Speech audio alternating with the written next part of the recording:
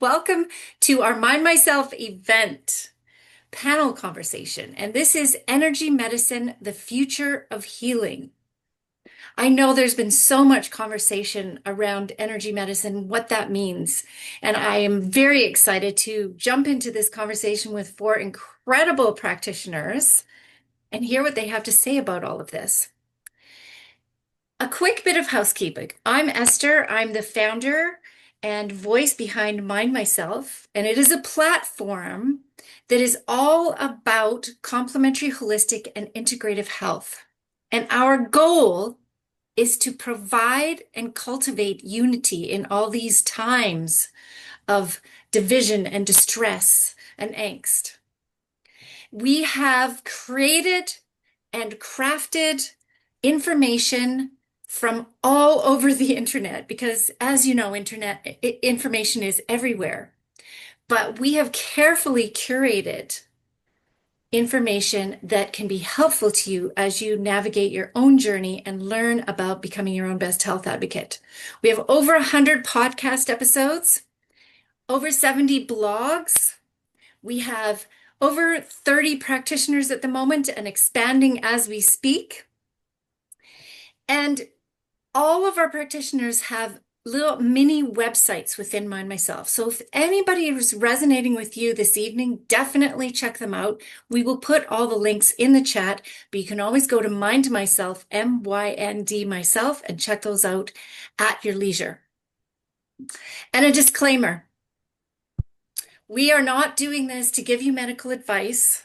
You should always consult with your qualified medical practitioner. The information provided here is for education and entertainment purposes only.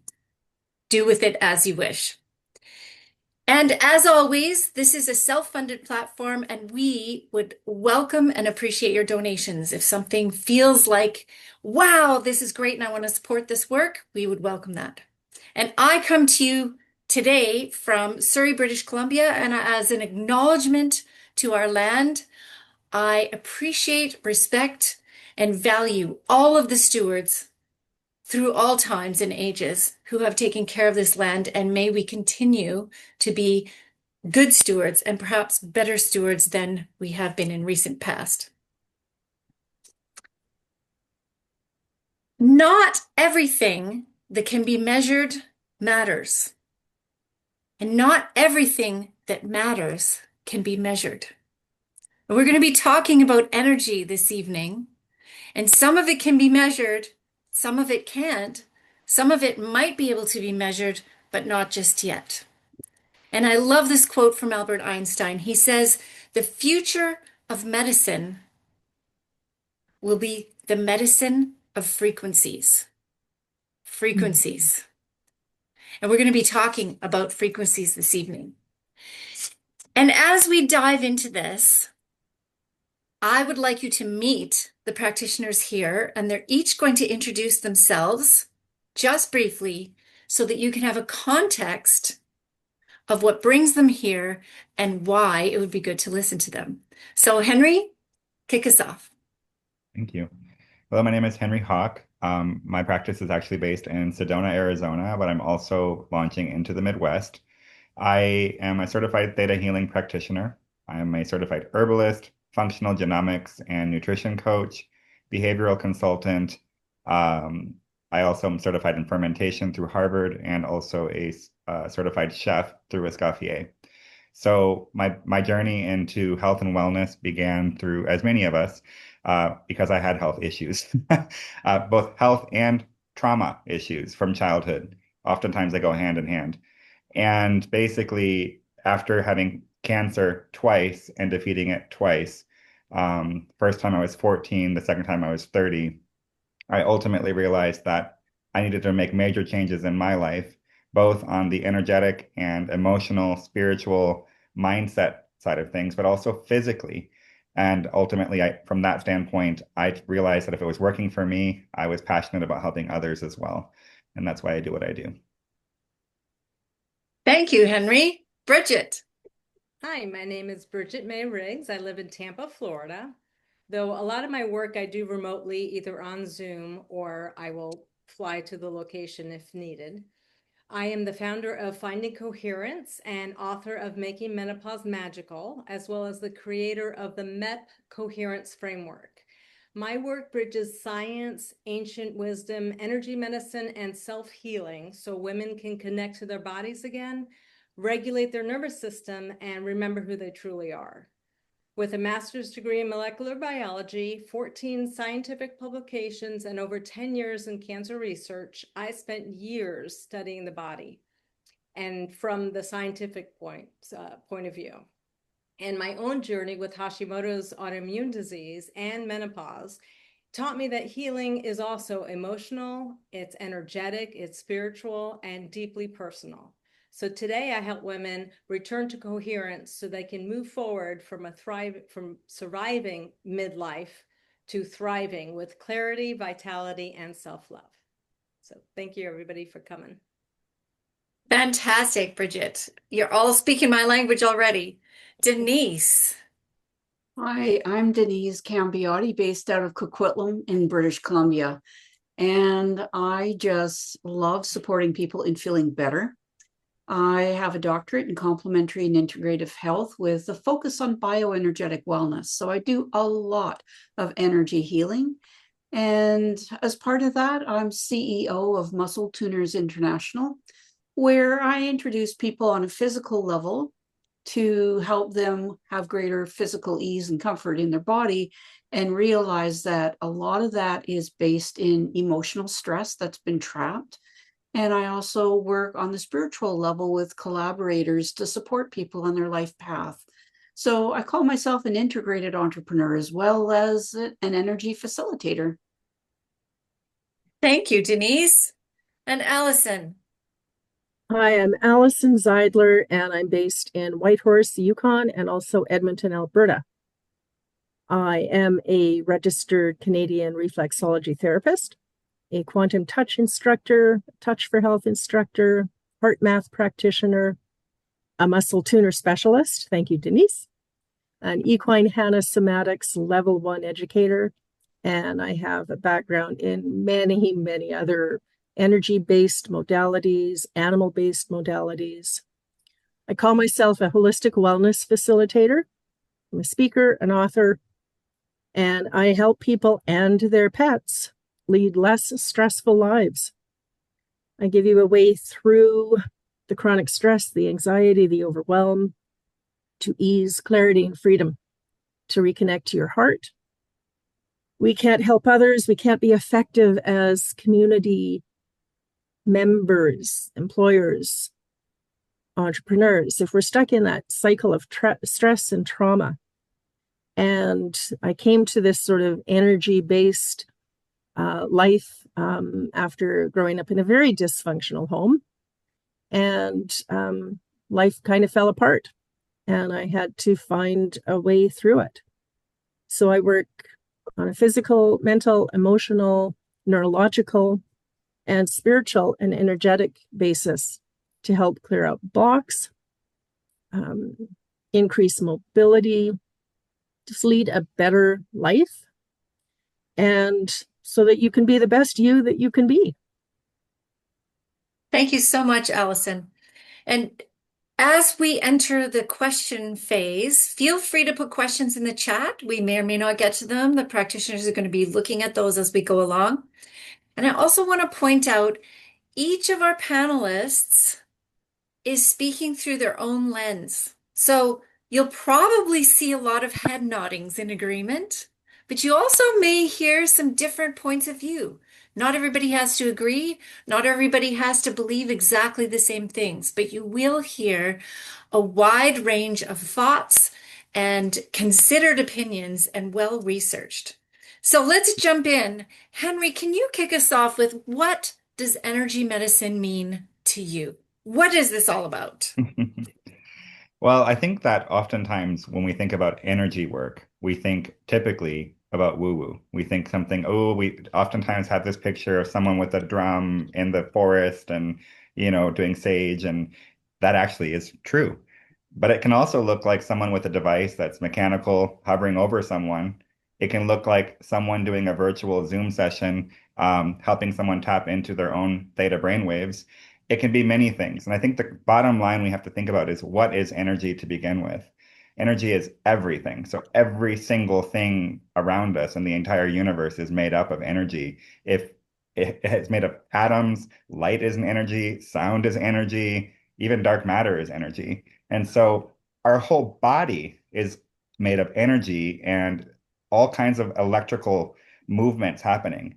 The whole earth has electromagnetic poles, and then the moon affects the energetic of the whole earth as well. Constantly we're moving, we're rotating, we're shifting.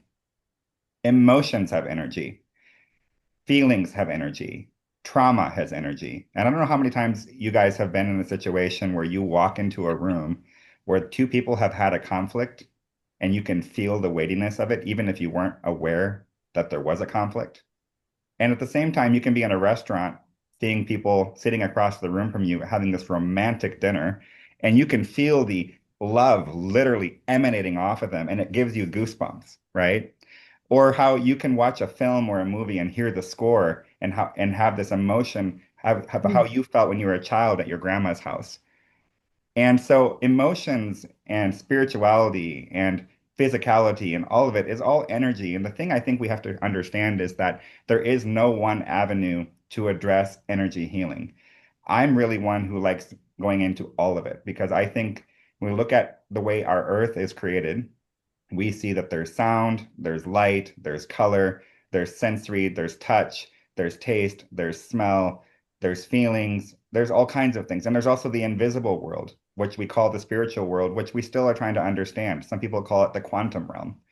And so sounds really kind of crazy, quantum physics, but that could also be prayer. It just depends on your outlook. It could also be belief. And so we have these situations where you might have two people with cancer at the same time, same diagnosis, same age, same gender, same kind of backgrounds, but one's doing really poorly and the other one's doing really well. And the doctor goes, "What's different about this person? They're taking the same treatments, they're taking the same meds. What's different?" It might just be their outlook and their mindset. Their energetic body one has a positive perspective and one has a negative perspective. And we can find that so often, depending on what you're going through in life, illness can come through PTSD and trauma, but healing can also come through positive energy and light. And so what I am a huge advocate for, and my personal belief about energy work and healing, is it's a way of life, to satiate yourself in all avenues of healing and energy work, because that's the way we were designed to be. I love that. Such a fabulous springboard. Allison, I have a question for you. Many people are curious about energy, but struggle to trust what they're experiencing. How do you help people develop discernment around their own perceptions? There, as Henry just said, there's many ways of perceiving energy. Taste, touch, smell, sound, feelings, kinesthetically in our body. And I usually start off with just sit quietly. What do you feel in your body? What do you notice? And for many people, they've never done that. And we put a lot of pressure on ourselves. You know, we should feel this or notice that. But frequently, it's what you don't notice. In one of the courses I teach, we talk about, trying to feel the energy flow up your body.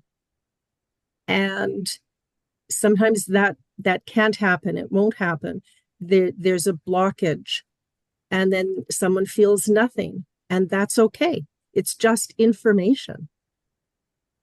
So it's more about learning to trust yourself. And just dive in a little bit into what you notice and what you don't notice.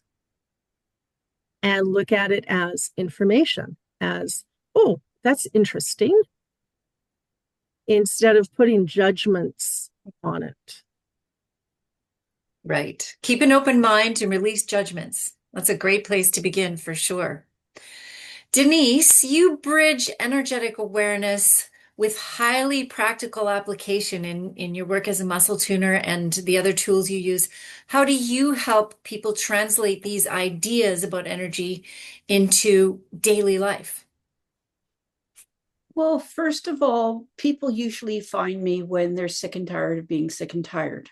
They've had a challenge, and they've been everywhere, man, been everywhere, and nothing's worked. And so seem to attract a few of those people. And like Allison was mentioning, a lot of them have never been encouraged to notice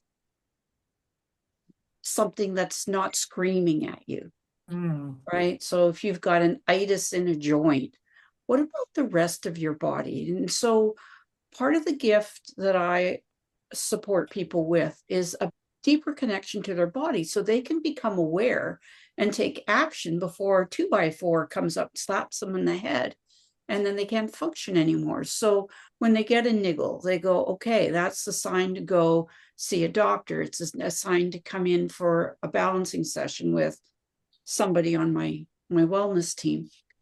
And I really find that connecting them to their body so that they have an awareness, they can take action faster. And there are just so many little tiny things they could be doing to support themselves. I show them, you know what, there's a reflex that activates energy after lunch if you get tired after lunch. If you feel tired after a walk, there's some points you can rub before you go on the walk, and maybe even afterwards. Or if you stand on your feet all day and you're tired, well, you can release the flow with reflexes that connect at the neurological level. And they connect with your blood flow, they connect with your lymphatic flow, so your waste collectors of the body. And when you know where some of the secret buttons are, it supports you in feeling a heck of a lot better. It's do it yourself. You don't have to go find somebody else to do this for you. And the whole thing is about building up your vitality and building up your energy stores.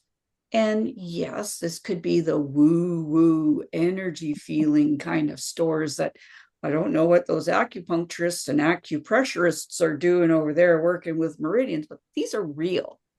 There's studies where they've injected radioactive dye into channels that are the width of the hair, so extremely tricky to do.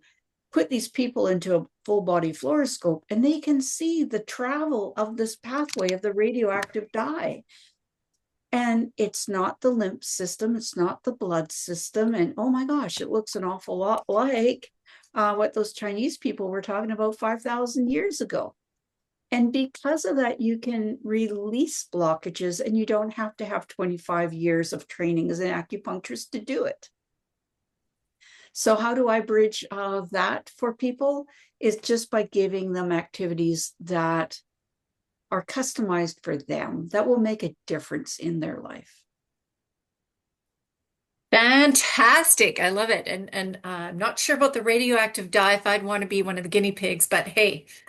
Yeah, that Bridget. didn't turn out well, apparently, because that was before people knew really what they were doing, or what that substance was doing. Oops. Right. So they proved it, but oops.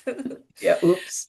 Bridget, as a molecular biologist, among many things, talk about the nervous system and how that matters and how it influences us in this whole conversation. Thank you for the question, because it's an important one. You have two systems basically in your body. You have the fight, flight, or freeze, that's sympathetic, or the parasympathetic, that rest, restore, digest. The only time, and I don't think I've heard anyone talk about this, the only time you can heal is if you're in that parasympathetic state. It does not work when you're in that sympathetic go flight, fight, or freeze. So once you know that, you can tune in and think, well, am I, what state am I in? A lot of us, typically it's supposed to be 95% of our day is supposed to be in the parasympathetic state. with Wi-Fi, the internet, social media, all the things, technology, well, let's just put an umbrella, technology. We are bombarded, and the science isn't even out yet of what it does to the body. So we have to rely on, our own truth, or, what's happening to me? How do I feel? And asking the right questions, not empowering questions, not why this is happening to me, being a victim. It's what is happening? What can I learn from this? So once you realize that there's the two states, you need to figure out in your body which state you're at. And what's awesome about Jin Shin Jitsu is when you lay your hands on them, it's also a practice that you do on yourself with self-care. So simply just holding your thumb has the energy to balance worry. So if you're a worry person, just simply holding it and gently, or circling it if you're driving, really good technique. It actually balances you. You can feel after a while, it's cumulative like meditation. So after a while, you feel the breath deepen. You feel the brain get a little clearer and quieter. It's amazing. And you can actually regulate your body. In the HeartMath Institute did the study in, I think it was the 1970s, that we can self-regulate and we can self-heal. Why that data is not, the front page news, we all know why, but it's just amazing how simple it can be. You just have to have that awareness. And I went from my body whispering, hey, slow down, this isn't right, before I got diagnosed with Hashis. And then it became louder, talking louder. It was screaming at me to the point where I couldn't ignore it. I was like Denise said, sick and tired of being sick and tired. And I said, enough, I need to do something for myself. So regulating your nervous system is huge, especially if you want to heal. So. Thank you, Bridget. Yeah. Yes, we're hearing more and more these days about coherence and nervous system balancing and how critical that is. Yes. Allison, I'm going to come back to you. In your experience, what happens when someone does become more aware of their body field or energetic state, just like everyone's been referring to so far? Oh, I would say doors open up. Life can become easier. Now it can also become more challenging because now you're kind of ready for more stuff that life can throw at you. But there's also a flow. It's easier to get back into a state of more balance when life happens. It's easier to move through those events that happen to us. Because we're more aware of our own energy and even everything around us. One way to do that sometimes is just ask your guides, your guardians, your angels, right? Just help you increase your perception of the energy around you, of the energy within you. And then pay attention, right? You may notice that you see butterflies more often. You may notice that you get more green lights as you're driving. Or maybe you get more red lights, and maybe that's an indication that you might need to take a step back or slow down. Everything, of course, is open to interpretation, but when we're more in tune with our body, with our energy field, some really cool things can happen. Like it just, life flows a little bit more. There's more opportunity. And who knows what will come your way. Thank you. Henry, there's so many conversations right now about light, sound, frequency, as we've been talking about. Biofield technologies are rapidly expanding. What are you paying attention to or watching more closely these days? Everything at the same time. I have a podcast which I've taken a little break on for a few months, but I normally have a guest every day of the week who's from a different modality. And so you learn about what's going on all around the world with practitioners doing incredible things, some things I've never heard of. But I was really fascinated recently with frequency biofeedback as an example, because I'm thinking, okay, as a theta healer practitioner, I'm literally sensing things on the brainwave standpoint. I'm doing energy work similar to Reiki. And I'll be sensing things, right? I'll be sensing things that are happening from past and trauma from things I shouldn't know. But the person has given me permission to tap into their energy, and that energy holds memory.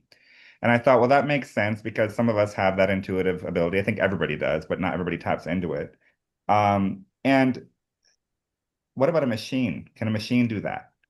And I think I was fascinated to find out that in many cases, it does. Not the same, but it does. So I allowed a friend of mine who has a frequency feedback machine to take my frequency, my voice, and some of my stats, and she monitors over the course of the last 6 months has been monitoring my health. And she'll text me randomly and go, "Are you having stomach issues today?" And that day, TMI was having diarrhea. It happens, right? And you're like, yeah, big time. She's like, okay, I'm going to send you a frequency along those lines. Other times she's like, I'm just really sensing you're having extreme grief today. And it was exactly a day where something really hard had happened and she had no context. And she showed me a screenshot of what the machine was doing. And I'm like, fascinating. This machine is tapping into my energetic frequency from afar. And we think that's strange, but think about this right now. We're all on Zoom in numerous provinces, states, and potentially countries, different time zones, all gathered together, listening to each other through technology, right? Through video, through audio. How is that happening? Right? We think about Wi-Fi, we think about cell phone signals, we think about radio signals, we think about television signals, we think about satellite signals, and we think, oh, it's normal. That would have been considered magic 100 years ago, you know? And so much of what we consider to be woo-woo is actually scientific based and has already been functioning thousands of years ago. What I'm really excited about is the technological advancement of energy healing through AI. Ultimately, as we start to research and study things more, we can learn so much more at a faster pace. Now, at the same time, I also want to piggyback on what Bridget said, that we are also bombarded by technology. And sometimes we need to just disconnect from everything and get back into nature. Sometimes just a walk outside without any music, without any device on you, is the medicine you need.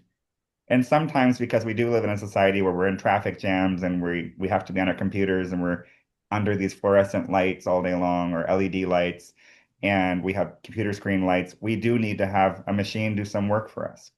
In theory, technology should be making us have more freedom to be outside enjoying nature, not less. And I think that's the thing we need to be monitoring within ourselves. I love technology for what it is. I love scientific advancement. I think medicine is shifting.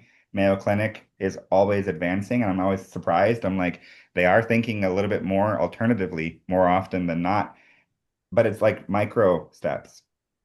I really love that more and more people are stepping into different modalities. Like Alice and I were joking that we are kind of modality junkies.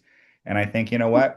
If you want to learn something, you can go out and get that training for yourself and do it as well. But also think outside the box because someone developed these modalities at some point and some people revived them. Some things are forgotten and brought back. So again, there is hard for me to put into one box what I'm excited about because I'm excited about all of it. Yeah, show a little enthusiasm there, Henry. Yeah. No, I love it. I love that you're just so, I feel you. It's great. Yeah. Bridget, coming from a science background, if there's somebody on here, and I don't know why they would be, but if somebody goes, okay, all this energy medicine stuff, but science, give me the science. Why should I pay attention to this? And I know we've been alluding to some things, but I'd love to hear your thoughts on that.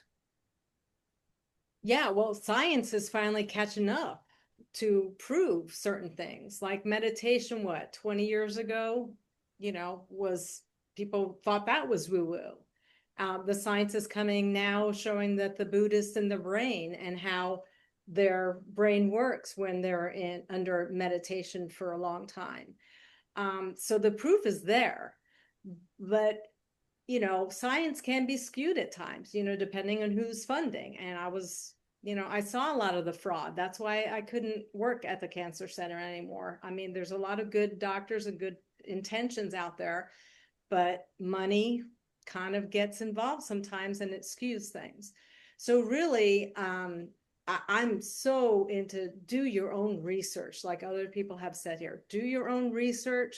Don't trust anyone, even at your doctor. Question your doctor. I brought books in and showed my doctor, hey, this person's saying this. And just because it didn't have an MD on the title, he poo-pooed it. And I was just like, but what he's talking about works for me. And so don't give your power away to anyone, including the science. You know your body, you know what feels good or well, or if you're depleted in energy, or if you're feeling all excited, like maybe even overwhelmed, or so exhausted at night because you're on the computer all day.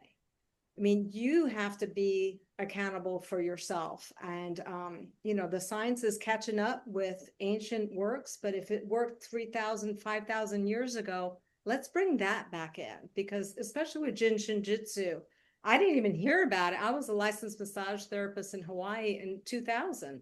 I didn't hear about that until 2018, 17, 18. And that's when I thought, oh, I got to look into this. It's so simple and easy, and why can't I feel myself? I mean, that sounds cool. Let's do that. So I would highly recommend, there's a lot of AI stuff, ChatGPT, Claude, all the things. Don't just stick to one of them. Ask it, and the same questions to many of them. Perplexity is very good with getting the research.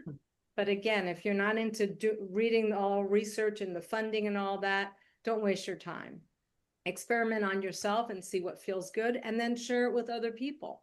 Because when we heal in community, it's so much faster. And I didn't have a community when I was healing.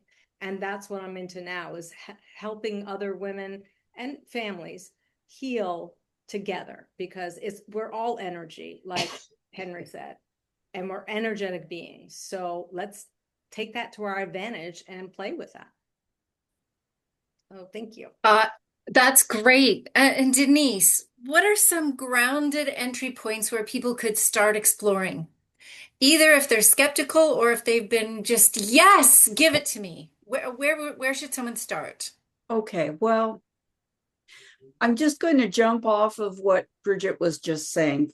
For example, did I need science when I walked into a chiropractor's office who did his assistant was pushing on my arm in different ways and my legs, and one would hold and the other one was like, and I was like, what is going on here? I thought that was unusual when I was first introduced to the idea of muscle testing. The chiropractor used it to identify systems in my body that were off according to his training. And he has take pre-med. I asked, what are your credentials? All that. And then once you get all that, and then you take the chiropractic, and then you take all the extra study and all the new research that's coming out, all I cared about is I walked out of there, I had energy, I was pooping every day, I didn't have headaches anymore, my neck didn't hurt anymore, one visit. And he made my eyeballs roll when he said, this and that are connected. And I'm going, dude, like there's like 3 feet between here and the other problem. I was so uninformed, but all I knew is it worked for me. And when Henry is talking about bioresonance machines, somebody introduced me to, hey, would you like customized binaural beats? And I went, yes, I heard a little bit about them. I want those. And she offered me a free thing. I got this report, and the report went, this is going on with you. And these kind of 2-3 things would probably be a good idea for you to think about. And I have taken nutrition classes big time, many moons ago. I knew, well, as soon as I saw it, that's the root of the problem that I was having, that 2 medical doctors, a surgeon, a chiropractor, and 2 naturopaths were looking at me going, that's weird. And I'm going, yeah, I know. So why? And so the bioresonance, as Henry was saying, isn't it amazing? And they could say, hey, this is going on with you, maybe. Made all the difference in the world for me. So what is an avenue for people to dip their toe in? Just look around to see what live events are happening around you. When I was, I don't know, about 20 something, there was a wellness fair I went to, and I got to experience reflexology, my very first introduction to, do you know we could rub a thing on your toe and it does something for your neck? And Allison's smiling. But way back then, because I'm in my mid-60s now, that was kind of revolutionary. And that was my introduction to, and I do feel better after that little mini treatment at a wellness show. Other wellness shows introduced me to bioresonance. They introduced me to shiatsu. They introduced me to all these things. I just knew I was a health seeker. And so if you're like that, just look around to what you have in your neighborhood and go test it, because a lot of people, and even online, they'll offer you a taster. Like, what happened for me, I'll just do a little online thing with you over Zoom, take a 10-second clip of your voice and run it through the program, and we'll see what we'll see. Just try something. Just be open. And usually the best place to start is in the first opportunity that opens up for you. Then you go, they say when the student is ready, something appears, right? So start there and trust yourself. I am sorry to say that I had a terrible experience with acupuncture. After my very first appointment, I felt like $1 million. I got sold a package. Should have listened to myself. He said, come back next week. And I'm going, I feel so great. I will. Second appointment, I felt even better. Third appointment, how much better could I feel from this? I was like this. I should have slowed down. So listen to your body and don't worry about the packages. They've got their money. You come on your own schedule. Listen to what your body wants. Because on the 4th appointment, I went over the edge and I ended up worse than when I walked in. And it took me the rest of the package to basically get back to that. However, and when it comes to anybody, a chiropractor, an acupuncturist, a muscle tester, an energy healer of any type, you either really connect and feel safe and nurtured, supported. You get that this is okay for you, or you don't. And it's not like stepping out on a hairdresser. Okay, ladies? How many of us have felt guilty going, I didn't like my last haircut and I'm going to go cheat and go see another hairdresser, right? It's your body, it's your wellness, it's your health, and it's the people you affect in your world.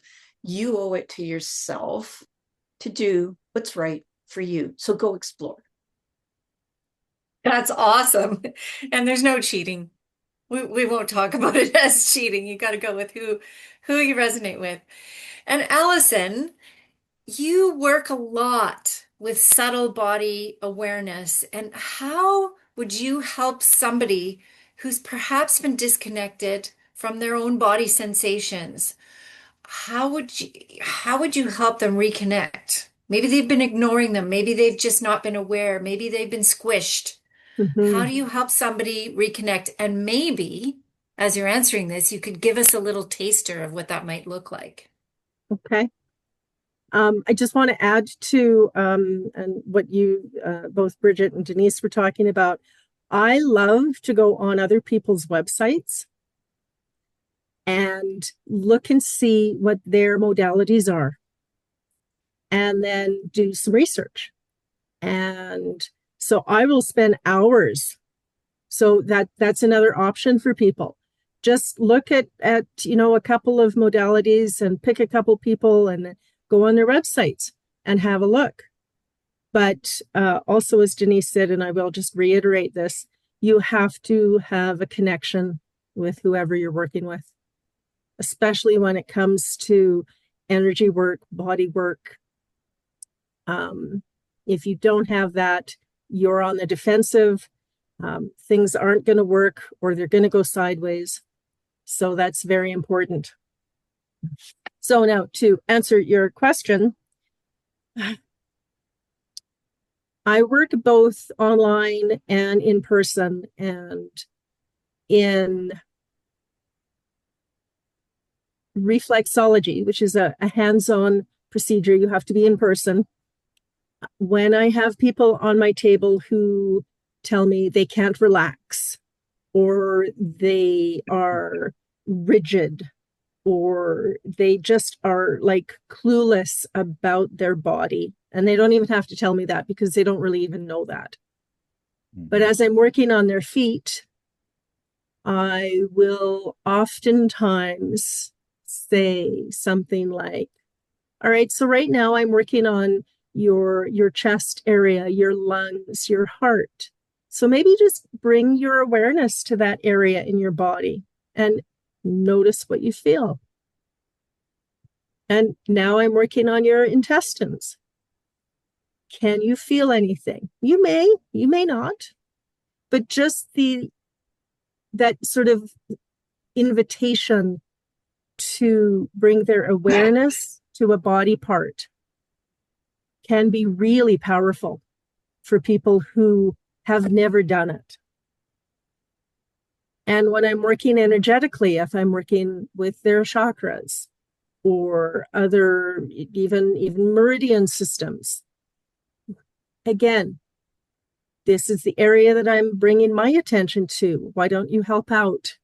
Bring your attention to that area. Sometimes it's a memory that what I'm doing may trigger for them. And it can be a really happy memory. It doesn't have to be a trauma. Sometimes what I'll do is I'll ask them to remember a time when they felt really happy. Right? Most of us can remember a time when we felt really happy. There was a beautiful area in nature that we were walking in, or we saw this stunning picture, or someone did something for us and made us feel special. So bring that into your mind and notice what you notice in your body. And then compare that to, have you been in a fight with your spouse recently? Bring that to mind. Do you notice a shift in your body? Do you notice tightness? What do you notice?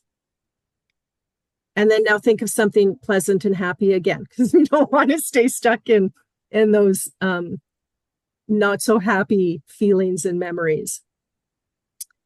So there's lots of ways of, becoming more aware. And one of the things that I'd like to mention is notice, let's just all do this together.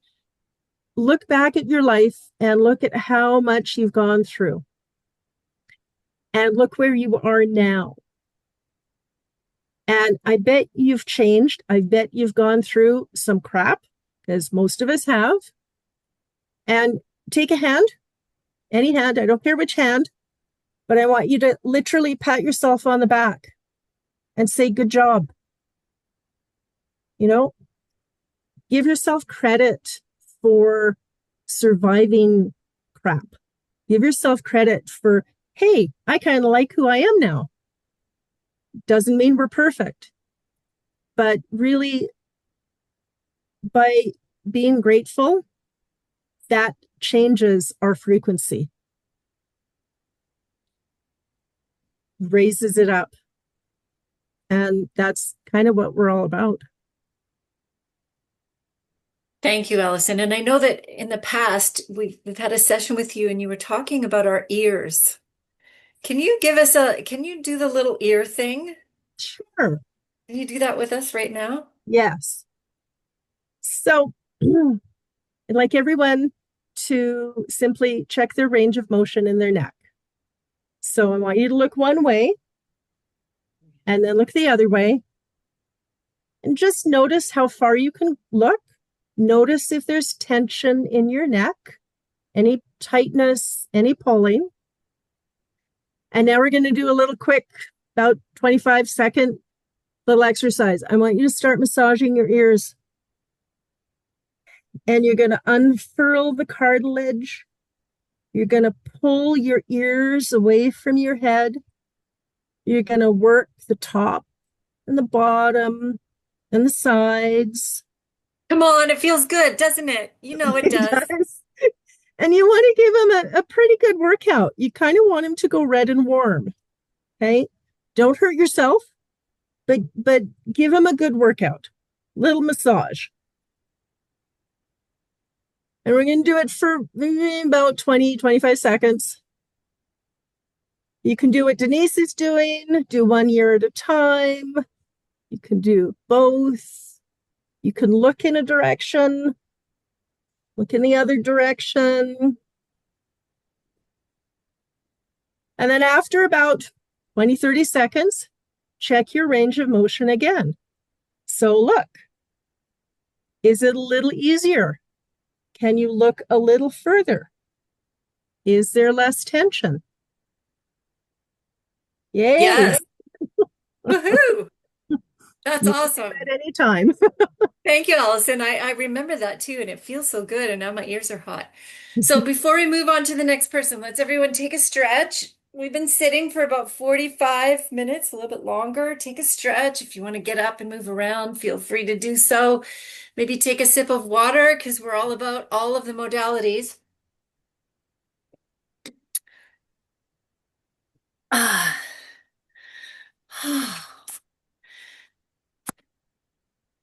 So, Bridget, I want to come back to you. What does safety actually feel like in the body? Safety in the body is going to be, again, when your body's in that parasympathetic state. So you'll feel like yawning. There might be gurgling in your stomach. There could be somatic release of tears on your face. You might just feel like taking a big breath and exhaling and like letting it out. Your shoulders would feel down. Your mind's calm. You're not, ruminating on something that happened 5 minutes ago. The breath is deeper and slower. You feel present. And really, it's the foundation for healing, for receiving energy work, for even creativity, connection, to really do transformation, like from healing yourself from a disease or something, a trauma, whatever that energy is, into having it gone. Because you do feel lighter when you do this kind of work. You might not realize it, just like a good cry. Everybody knows a good cry after it, like you feel good, like you feel even energized. But also when you have a relief of some people are different. So if there was a death in the family, you might be feeling relief from the death because you are the caretaker. But then maybe guilt comes in and starts messing with you. So your safety starts going a little wonky. So your brain and your thoughts, not so much your brain, your mind, your mental body, what it's saying and doing, and how it talks. Self-talk is huge. Like with me, Hashimoto's, I couldn't believe how poorly I talk to myself. And anyone that has an autoimmune disease needs to really go within and find out, why aren't you feeling safe? What happened in your life? And with most autoimmune diseases, between 0 and 7 years old, there was some type of trauma that happened as a child that you continued as you're older you just thought it was normal to deal with that. And it is uncomfortable to look at certain things. Myself specifically, I don't remember a lot of my childhood, especially 0 to 7. So again, what's that about? more work for me to do, more work for me to uncover for myself. So, but yeah, feeling safety too. Oh, the screen changed. With the rubbing your arms up and down here, it's called the Havening technique. This will get you present. This will get you feeling safe. A lot of hypnotherapy have you do this before a session. It's very calming, very relaxing. So really touch yourself to get safe. Putting your hand on your heart and one on your belly, that connects you as well. Because we actually have chakras on our hands and palms. And anytime you touch yourself, you're actually putting the attention, you're being present. And when you're present, you're not worried about the past, you're not worried about the future. So it's wonderful. I mean, when we've been told as little children, not to touch yourself. And I'm like, touch yourself. I mean, really touch yourself, because you're healing yourself. And these hands are magical and you can heal it. You don't have to be a healing practitioner or say that you healed your body in order for it to work. It's all about the intention and moving that energy to clear it out. So I did get a question. I'm going to finish typing it, but long story short, this person that has Hashimoto's, they wanted to know if iodine is advisable. Again, everybody's different. We're not giving medical advice, but you have an innate wisdom inside.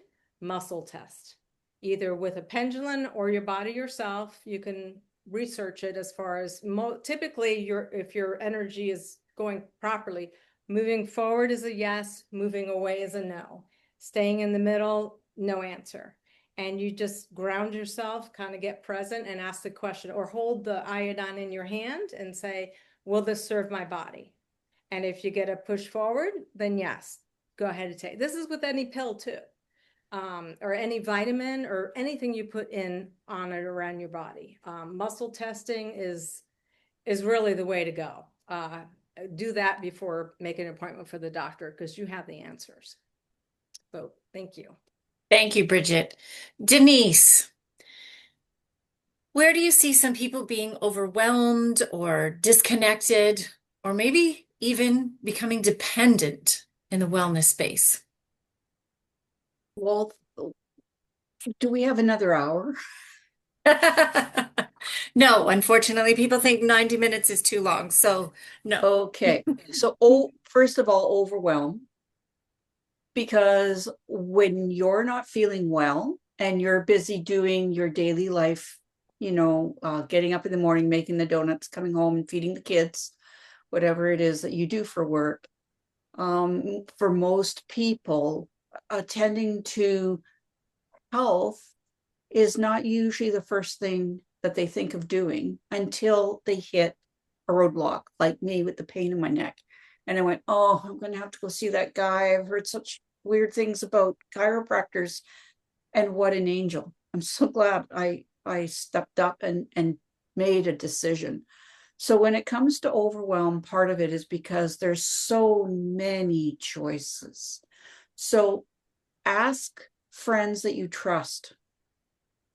If you were having this, what would you do? And just take a poll and see if you get any references, and phone those people up. Have a meeting with them on Zoom before you invest money and ask them some questions, because pretty much even I know naturopaths will often make time to give you a quick hello, what are you challenged with? Could I help you? Would the way I work fit in with what you do? Which is the other thing. You do not want to do all the things all at once, because that will overwhelm you. So if you're not feeling well, start with one thing. Be steady for a little while. If it's really not doing much, no, you can't measure anything, do something else. Keep finding the things that make a bit of a difference. The other thing is to have trust and have faith. And for example, with the muscle testing that Bridget was talking about, is where I see a lot of people get stuck. They go, what a wonderful skill to be able to ask my innate wisdom whether I can tolerate this, whether I should put this in my body, whether I should buy these shoes or those shoes. Whatever it is you use muscle testing for, There's so many ways to find out if this, what you're thinking of, vibes good, integrates well for you. So that's one way to avoid overwhelm. What was the second? There was a 4-part question, and I'll answer another piece as briefly as I can. Overwhelmed, disconnected, or maybe even dependent. Okay. Yeah, the dependent one.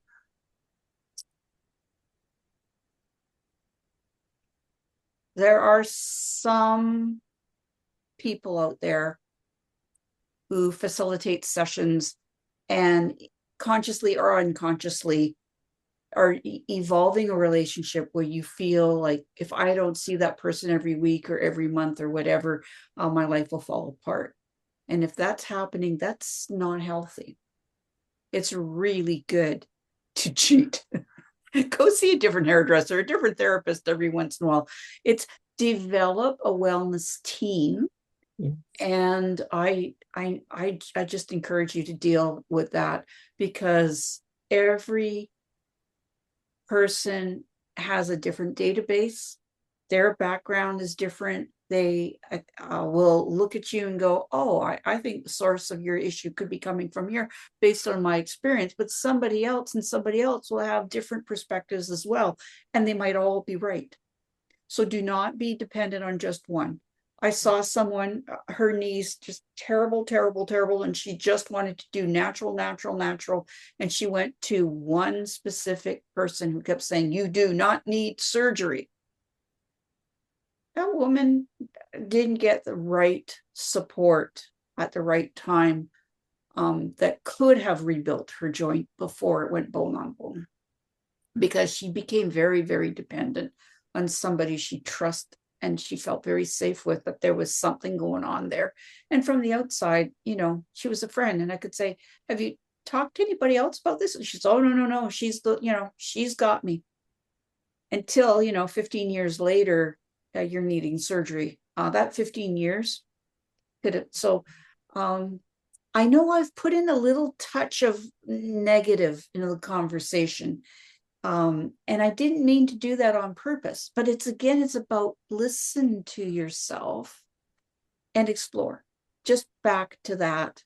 And if you feel overwhelmed doing something, it's probably not right.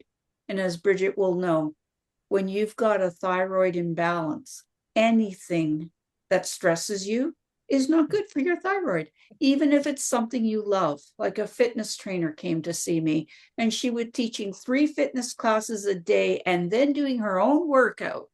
And it wasn't until about 5 years later when she took a course, and she said to me, as if she never heard this before, I shouldn't be teaching so many fitness classes. It turns out it's stressing my body, and that's not good for my hormones. So listen, back to the very first thing that Allison was saying. Listen to your body, be still, go inside. And that can be the hardest thing to do for people that are go all day. And it's very, very valuable. The whole idea of meditation. Now, the first responders, they're all being taught to meditate because it really does something good for you. Thanks, Denise. Henry, I'd love you to weigh in on this conversation. A, you're a guy, and B, you have so much experience in this realm with energy. What advice would you give to people who are maybe just starting, or what should they be cautious about? I kind of look at health and wellness as dating. So essentially, you can date with different modalities. I think everyone's kind of said similar things in the sense that there is no one size shoe fit all, and not everything's going to work for everyone. For me, I'll just use my own story as an example. I had a lot of abuse as a child in just about every type of way you can imagine. And I carried a lot of trauma. Ultimately, that led to me having cancer twice. By the time I was 30, having had the cancer twice and still carrying the wounds, and had tried all kinds of modalities and different things and really just didn't get anywhere. EMDR didn't really help. Therapy wasn't helping. I'm not someone who can sit still and meditate for even 5 minutes. I get so like, it's just not the thing, right? And then someone introduced me to theta healing, and I was like blown away by it. And it became the thing that helped change me completely. My whole body changed, my mindset changed, everything changed. Basically, that was my route for healing. But then that just led me into so many other avenues, right? I've tried different things, like, for example, breath work. I love breath work. I don't love breath work. I love breath work that's the softer style of breath work. There's one that you basically feel like you're jogging the whole time. It actually stresses me out and I don't love it. But some people swear by it. And I had to try it to know, And so basically, I would say date with different modalities and see what works for you until you can land on one. And also understand that that might not be the thing forever. Sometimes you'll have something and it carries you to a certain point, and that's awesome. And then you need to go on to the next thing. But what I will say is this: you should never lose a relationship with your health, period. It is an ongoing, constant process because the body is constantly changing. Every few minutes, because I was studying and I have a certification in functional genomics, our genes are constantly opening and closing and shifting based on the stressors within seconds that are happening. Right now, I could say something like political right now that would probably say one name and probably get a lot of people upset and make all of our hair go up, and that could cause stress on the body that we could carry. Or I could say, peace be with you, and you might feel that. So what I'm saying is essentially that we constantly have to be in awareness. The biggest thing that takes us away from awareness of our bodies is distraction, frankly. I think when we get really, really stressed and we're on the constant go, and we think about our average day from the moment we wake up and we open up our phone and we're in traffic and we're dropping off the kids at school or whatever it is, and you're at work and you have a conflict at work, and then you have to eat lunch and you eat crap at some place because you were too busy because you didn't have time to make a healthy lunch. And then you pick up the kids from school and you take them to soccer, and you get the idea, right? And by the end of the day, you're like, I'm so tired. I know I should probably do something for my health, like go outside and go for a walk, but instead I'm going to watch TV, and then you watch the news, and that stresses you out more. And by the time you go to bed, you're just stressed. And some people live this way 365 days a year. I was one of those people. Okay. So you have to take a stop at some point and allow yourself awareness. And there's this 4-step process with theta healing that we talk about. And it's basically awareness is the first step. You have to be aware that you have a problem. If you don't know that you have a problem, you won't be able to fix it. Secondly, you have to make allowance for how it feels to have that problem, specifically in trauma. How does that feel? Let that emotion flow out. As Bridget was saying, crying can be very therapeutic in and of itself, or anger. Let the anger out. Don't let it stay in your body like kinetic energy. Then thirdly, we enter into alignment. What is true, or what is the path that I'm supposed to take? We don't always know what that is, but sometimes just moving forward can give the body a sense of confidence and hope that you're doing something, and it gives the body this subconscious feeling of it's doing something, it's paying attention to me. Thank God it's finally paying attention to me, right? The body speaks to you all the time. And then fourthly, we step into awakening, and that's really when you have a lifestyle of repeating that cycle all the time. So that constant awareness is really important. And as many of the practitioners here have expressed, there's all kinds of ways to do that physically, emotionally, mentally, and so on and so forth. But this is a lifestyle. And I always talk about healing as an action because it ends in ing. It's a constant, ongoing thing. Especially, we think we need to figure this out when we're in our 60s. But no, this is from my little girls already. I'm doing things to help them with their health and healing and their energetic bodies now, right? So carry it into your whole life. You will live much, much better life, and you'll probably live longer as a result. So it is a constant cycle. And just before we leave you there, Henry, briefly, why does conventional medicine still struggle to explain healing? I mean, you have your own journey with the conventional medical system. Yeah. Why does it struggle still? So I think that, as Bridget mentioned earlier as well, oftentimes money is the factor, right? And so obviously we all have to make a living. Even practitioners, we make a living off of the work we do. Not near as much as, say, someone potentially who's a medical doctor or a pharmaceutical company, but everyone has to make money. And I think we have to constantly be in awareness of that money does make the world go round, supposedly, right? But in reality, if money is in the way, then we have to understand that every single, even supplement companies, oftentimes are money motivated. And so not all supplementation companies are the same. And sometimes people will cut corners. So you have to do your research. I think with health and wellness, healthcare, traditional healthcare, like the medical system in and of itself, it has become kind of this idea that that's what the doctor says, therefore it must be, rather than you being your own health advocate, as Esther has as one of her mottos for Mind Myself.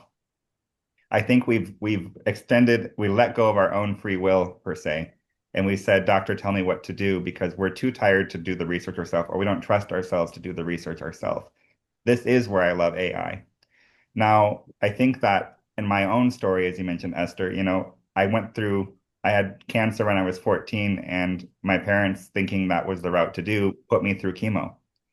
And the chemo actually caused me to have cancer in my 30s in my liver.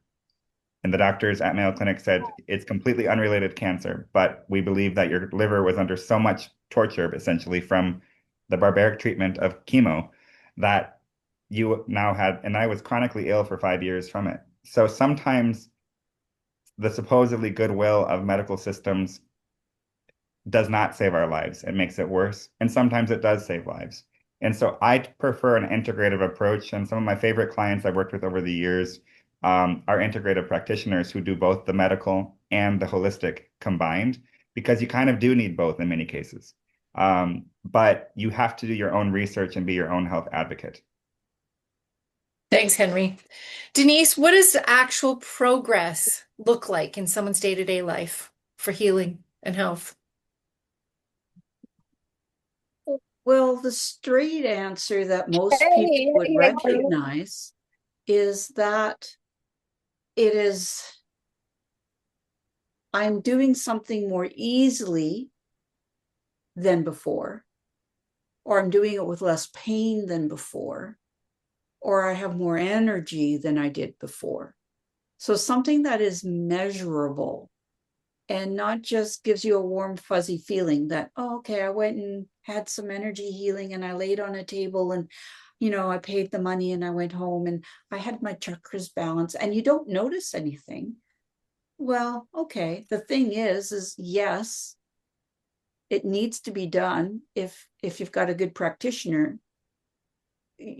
Getting alignment in your chakras and your meridians and your muscles and tension between the front and the back of the body and the top and the bottom, it's all good. The thing is, are you noticing something? And it doesn't have to be very much, but the act of noticing is very, very powerful, because your nervous system goes, oh, something's different. I like that. I think I'll keep that. And so when you go for therapy, hopefully, if you're spending money or time, you go in with an attitude of openness and a wonderment of, will there be a change from doing this? And hope is very powerful. And to connect to that is to take a measurement. And that's where Allison demonstrated so beautifully. Before you rub your ears, first of all, hey, does it feel hard to turn one side and the other way goes, wee, right? Notice something, do something, and then take another measurement. So that's very, very powerful. And I would like to just segue, as all my other co-panelists have offered some cool, quick little tips. I would like to offer one now.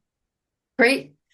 Stress is at the root of pretty much every health issue. And if you had a technique at your fingertips that would take the edge off stress every day and would take like 30 seconds to do, would you like to do that once in a while? Maybe once a day or Yes, please. Give it to us. How many times have you seen somebody slap their hand on their head and go, OMG? Is this familiar? Okay. What if instead of pressing with firm pressure for just a few seconds, if you activated the acupressure points on the mid forehead, just above the colored part of your eyes, and you can touch with just a few fingertips very, very lightly. It's almost about like how heavy is a butterfly. And if you want, you can hold one hand this way too. Now the trick is tune into your discomfort, whether it's physical, whether it's emotional. Is like, oh, I can't believe that idiot just did. Every once in a while, I'll do this when I'm driving. International sign of distress. So hold it lightly, really feel the feelings, and you do not need to know how to solve it. Oh, that argument got my stomach tied up in knots. I cannot stand the idea of going into the dentist's office and smelling the smells and hearing the sounds and, whatever it is that stresses you out, just hold your forehead and notice what you notice. If you can visualize, that's great. Close your eyes, make a little picture inside your head about whatever it is. If you have a feeling about it, like the stomach in knots or the whatever it is, if you can hear yourself talking about it or hear other people's voices going, imagine that. And when you initiate a breath, just a spontaneous, you're done. And it usually takes about 30 seconds. And if you did that in the morning to program your day for a better day for things that oh, I've got to get that report done, I have to make that phone call, or when you go to bed at night to just dump the things that were bothering you a little bit through the day, just run through your day, just like a quick little video, put your hand down, go to sleep. So that's a way of managing your stress in the moment. It's a way to do it purposefully. And if you ever notice yourself slamming your hand on your forehead and going, OMG, wait a minute. The trick is to hold it lightly and hold it a little bit longer than otherwise you might otherwise have done. Is there a name for that, Denise? Yes, it's the emotional stress release technique from Touch for Health. Thank you. Great. Allison, what do you think modern culture has lost in terms of sensitivity, intuition, or body listening? We've been talking about awareness. You brought it up, maybe even first. What have we lost today, and how can we get back to it? We've lost, I mean, in my mind, literally everything. We've lost connection to ourselves, to nature, to each other. We've lost the ability to notice what's going on around us and within us. We've lost empathy for ourselves, to be able to hold space for others, to acknowledge what other people are going through. We've lost the ability to sit with our feelings. And that's really important. If we stuff our feelings all the time, it comes out another way, and usually in ill health. We need to feel them. We need to process them. We need to release them. We need to acknowledge them.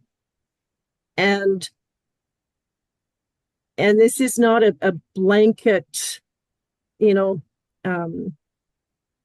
awfulness that everyone carries, but it's harder to connect. It's harder to feel. It's harder to have empathy. Partly when we're bombarded with technology and computers and news and all of those other things. But it's also harder because, my goodness, we're all so busy. We're all so busy going from A to B to do to this and that, and got to get this done, and what's next, and that never-ending to-do list that we have that never gets any shorter. And it's something that I think that we need to actively pursue.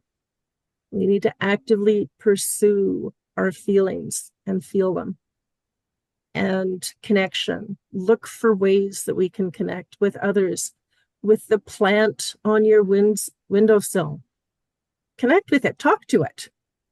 Listen to your pets. Your pets understand what you're saying. They understand what you're feeling. There's so many ways that we can do that, but those are the biggest things I think that we've lost in a more modern society. Thanks, Allison. Bridget, what does true integration look like after an energetic or emotional shift? Just briefly, because then we're going to move into the final segment here. Like I said earlier, your body's more relaxed. You might feel more energized. You might feel more relaxed. Everybody's different. It depends what the intention was when you first came into the room, the connection you had, if you were able to let go of whatever was bothering you. The body, there was a book on it. The body keeps score. Like the body knows. And in Jin Jitsu, we say the unmanifested. So it's your emotions, your mental body, the thoughts and everything become manifested in the physical body. So you got a little kink in your neck or something, you really need to like ask the right questions, like, what can I learn from this? And put your hands on it and say, what can I learn from this? You might get quiet enough that a memory would come up and oh, okay, well, let me ponder that a little bit. Again, using discernment, never judging. When you judge, that you go down a negative path. So just always discernment, and just relax into it, because you have that innate system. We have answers, but we just don't get quiet because of all the bombardment with everything. So, and like meditation, that the consistent doing it daily, because our brain loves repetition. That's how it learns. So constantly pausing during the day, or taking a breath, or when you're driving, every light you're at, love yourself. Like look in the mirror and say, I love you. Look in your eyes and say, I love you. It changes your life. I couldn't say I love you for a long time. It was over 50. And I couldn't say I love you. I can say it now. I can say to all of you, I love you. And it feels amazing. The connection's there. So I must be doing something right because it feels amazing. So go play with That's yourself. awesome. Do stuff. That's Yeah. awesome, Bridget. And Henry, final question, and then we'll move into what you all want to leave people with.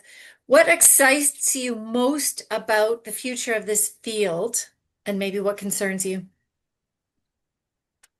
I'm excited that virtually, like a lot of people are getting certified themselves.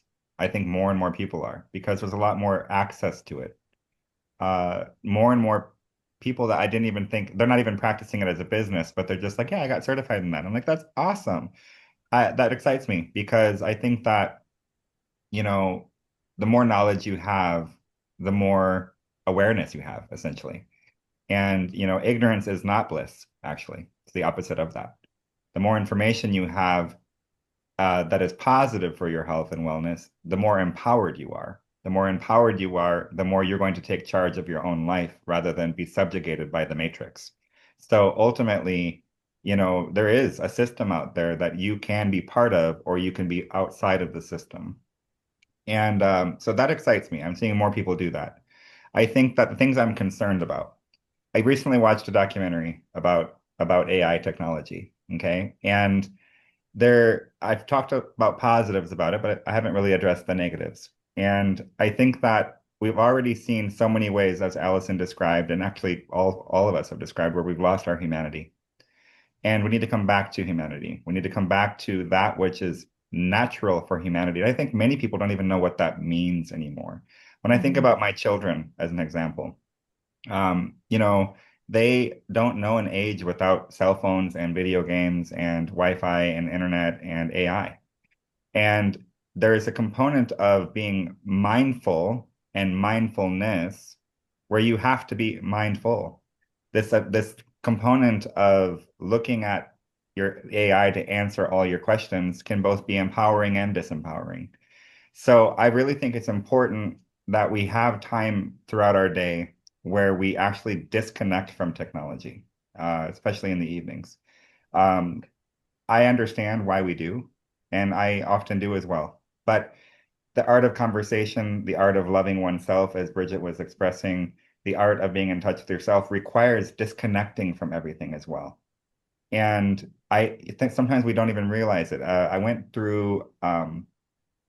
in Sedona for a season, and it's beautiful with the red rocks. And I realized about a month ago that I had never gone on a hike, and I'd lived there for 7 months. And it was because I was so busy, right, doing everything. And so I decided to go out and go for walks and intentionally not be on my device, not bring it. And it made such a difference because suddenly I'm like, oh my gosh, I forgot what it felt like, you know? And it can be so easy because I had come out of a very stressful season, which Esther's aware of, and I was bombarded every which way. And rather than do the thing that fed me and nourished me, I didn't do that. So I think I am concerned that we already have a society that's so technologically enraptured that we need to be extra intentional about disconnecting from it. And that requires a lot of effort in many cases, but not that much. Sometimes it's just go outside right now, you know, open the door and go outside and listen. Right now, I have the doors open and the screens are open, and I can hear the water. There's a little pond with koi fish. I'm staying at an Airbnb, and it's beautiful to hear. And it was raining, and just that can make a difference. Letting the breeze in from outside instead of having the AC on. So little steps. Thank you. As we wrap up our final thoughts to everybody, and Megan is going to put each of the practitioners' contact information, links, etc. There's going to be a lot in there. So I invite you to save the chat by going to the three dots at the top of the screen. If you're on a phone or a tablet, it won't work, but reach out if you want that. And she's going to put each practitioner's information in the chat one by one. Denise, as we wrap up, what would you invite people to today about energy? I'm not clear on your question, actually. What's your invitation to people today? Thank you. Because I could be very, very broad and say every single person on this panel, I think I need to have a deeper conversation with, and you should too. My invitation is to go to my website, muscletuners.ca. There is a lot of different things. If you look near the top of my page, there's a section for tips. I think there's 7 different tips to support emotional stress release, to release tension in the shoulders, to relieve pain. Just go check that out. And all my programs are divided into programs that anybody can take, whether they're professional or not professional, just everyday people, or people who are professional are looking to learn a technique that will make a profound difference in serving people more quickly, more efficiently, and with more satisfaction, I think. I'm sorry. I just think if somebody doesn't see an observable huge difference from seeing me after 1 or 2 visits, they're usually, yeah. So I'll stop talking now. Just go see my website. Thanks, Denise. And all of your contact information there, including your Mind Myself link and the podcast that we've done together, etc. Allison, what is your final invitation for people? My invitation is that you be patient and you be kind to yourself. Give yourself the credit that you deserve. Remember that pat on the back. I invite you to do that every single day. And it doesn't have to be big. It can be, I got out of bed today, right?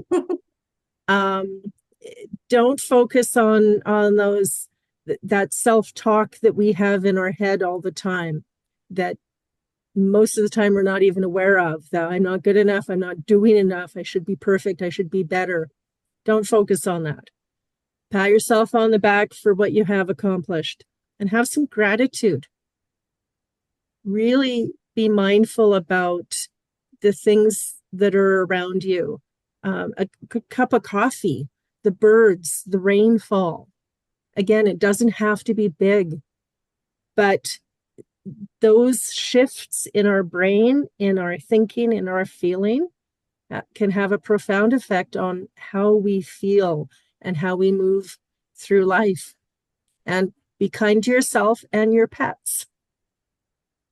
Be kind to yourself and your pets. Absolutely. And if you meet pets along the way, on the road, stop and engage with them. I love it. And Bridget, before we get to your answer to that question, there is a question in the chat. With so many energy medicine machines available to buy or access now, like red light therapy lamps, infrared sauna, TENS machines, etc., PEMF mats, which ones do you caution to use only with licensed practitioners, or would you caution that? Just follow the instructions, or do you recommend practitioner involvement? What's coming to me now is yourself. Be your own experiment, be your own researcher, try it on you. Of course, going to professionals, but there's tools out there like the Healy. I have the Healy, and that's your own personal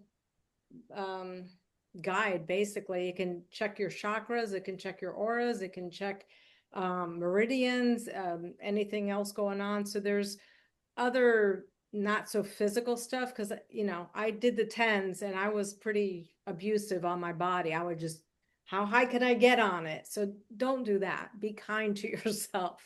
But you get so bombarded with so many different things.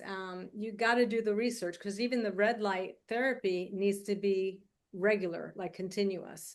And budget, some of the stuff is really expensive. So that's a tough question to answer, because everybody's individual. So I'd have to really get to know the person. Great. It is possible, it's Yeah. really, you can get a glass of water and you can talk to it and say, I love you, or coat it with words or whatever. You have pain or whatever, put love on it and then drink it. That's true medicine. Like we said earlier, medicine's going to be frequencies. That's frequencies. So it can be as simple as that, or going outside and grounding instead of putting TENS units on you. So go simple. So what I hear you say is use your best judgment. And I heard Denise say earlier, a number of us, try one thing at a time, and don't go overboard, but do your own research and become your own best health advocate. Got it. And so, Bridget, what would you like to leave as your invitation for people today? To pause and listen, because especially if you're going through menopause, the word's right there in the menopause, pause. I didn't pause most of my life. So it wasn't until I quit my job and started worrying about my body and not fixing it, but healing it. So taking that pause, and just know your body isn't broken. It's communicating that information, that pain, that it's your body telling you, hey, something's off. So stop. Take a minute, take a breath, and stop outsourcing your power. You have an innate wisdom inside you. Muscle testing, going quiet, getting prayer, talking to your angels. There's so many different things. So you can return to coherence. And when your mental, emotional, and physical bodies are in coherence, you don't have anything, but you're living in love. Like, it feels amazing. And just know all the work you do for yourself, you're actually helping your family 7 generations forward and 7 generations backwards. And I can honestly say I have a 33-year-old daughter who's been overweight for most of her life. And all the work that I've been doing, and of course she's, done her own work, but it's a mirror. And now she's in high school weight. I'm in high school weight. I mean, it's amazing. So it's not selfish to do self-care. That's a stigma out there. That is the work you need to do for yourself. And you only have one body, and you need to love it. And it is your temple for your soul. So again, touch yourself a lot. I love it. And Henry, any final words, and what is your invitation for people today? I think we've heard the saying before that your vibe attracts your tribe. Have you guys heard that statement before?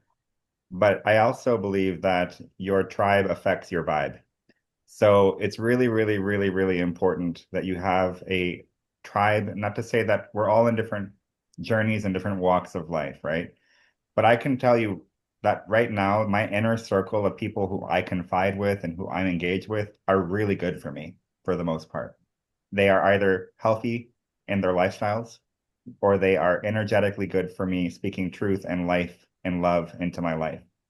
And it's so vitally important because so often we do end up alone in life, even though we're around people, we're alone.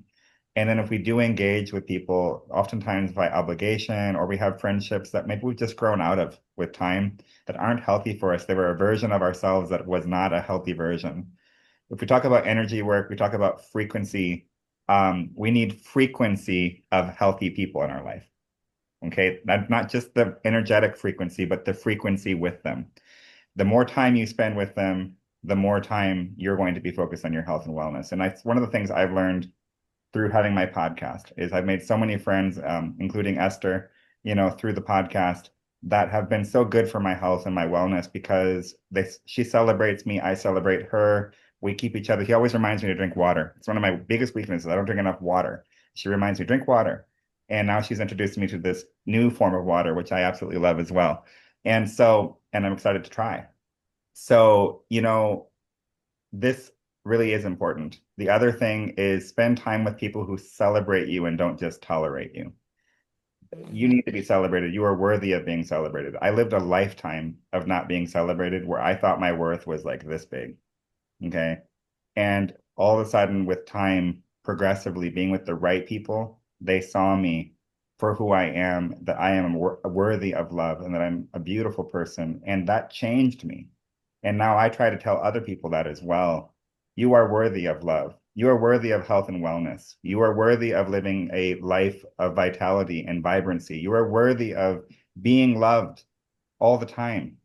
And you know what? I've loved that Allison brought up the animals. Horses are super intuitive in knowing who needs love. They will actually come to you and give you, I think it's actual love, and a person who needs it. So pay attention and be very, very choosy about who you have in your tribe.